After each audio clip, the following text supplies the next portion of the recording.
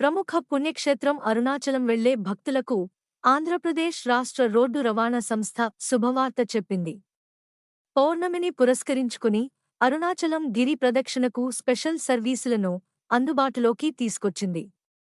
కడప జిల్లాలోని 6 డిపోల నుంచి తమిళనాడులోని అరుణాచలం, తిరువణ్ణామలై కి స్పెషల్ సూపర్ లగ్జరీ, అల్ట్రాడీలక్స్ బస్ సర్వీస్లను నడుపుతోంది.